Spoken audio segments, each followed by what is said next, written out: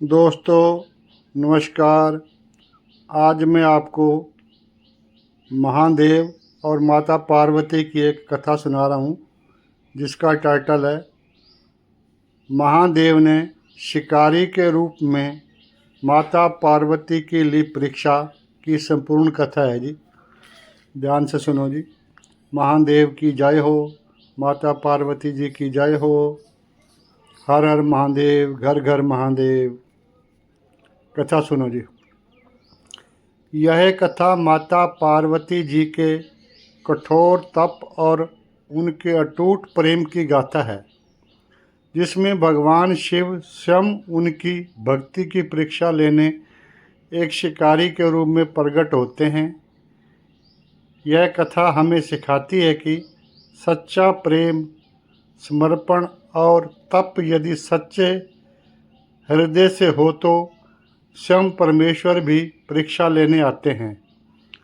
प्राचीन काल की बात है, जब माता सती ने अपने पिता दक्ष प्रजापति के यज्ञ में अग्नि में कूदकर अपने प्राण त्याग दिए थे, तब भगवान शिव अत्यंत क्रोधित और विरक्त हो गए थे। उन्होंने सती के शरीर को कंधों पर उठाकर सृष्टि का भ्रमण किया। तब भगवान विष्णु ने सुदर्शन चक्र से सती के शरीर के टुकड़े कर दिए, जिससे वे शक्तिपीठों के रूप में पृथ्वी पर स्थापित हुए। इसके बाद माता सती ने हिमालय राज के घर पार्वती के रूप में पुनर्जन्म लिया। पार्वती का बचपन से ही मन भगवान शिव में लगा हुआ था। जब उन्हें अपने पूर्व जन्म की स्मृति हुई तो उन्होंने निश्चय किया कि इस जन्म में वे भगवान शिव को ही पति रूप में प्राप्त करेगी। पार्वती जी ने वन में जाकर कठोर तपस्या आरंभ कर दी। वे हजारों वर्षों तक तप में लीन रही।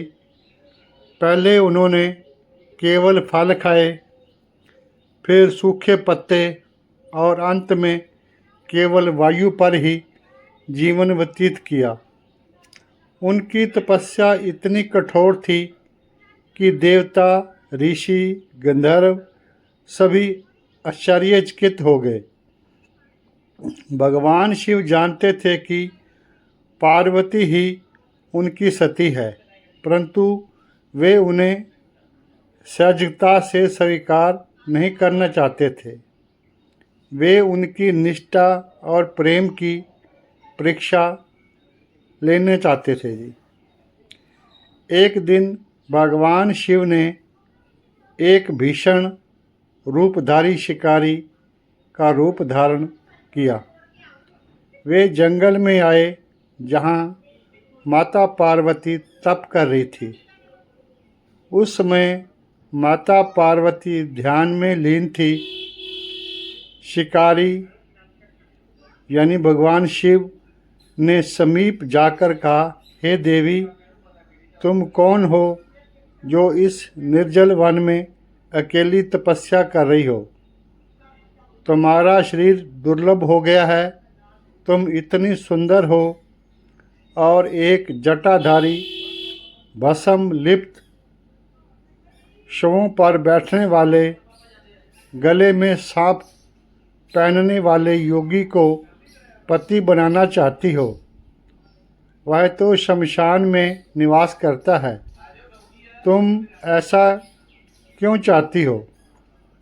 पार्वती जी ने आंखें खोली और शांत स्वर में कहा, वह योगी ही मेरे आराध्य हैं। वे संसार के समस्त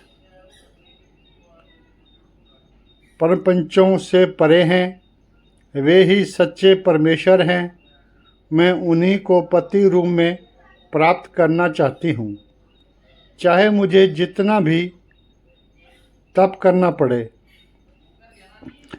शिकारी ने बार बार शिव की निंदा की, उन्हें भयानक भूतों के राजा और विवाह के अयोग्य बताया, परंतु माता पार्वती जी की भक्ति, प्रेम और आस्था में एक क्षण का भी विचलन नहीं हुआ।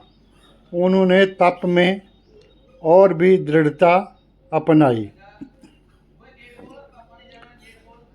जब भगवान शिव ने देखा कि माता पार्वती का प्रेम सच्चा और अडिग है, तब वे मुस्कराए और अपने वास्तविक रूप में प्रकट हो गए। भगवान शिव जी की जय हो। भगवान शिव ने माता पार्वती से कहा, हे देवी, मैं तुमसे अत्यंत प्रसन्न हूँ।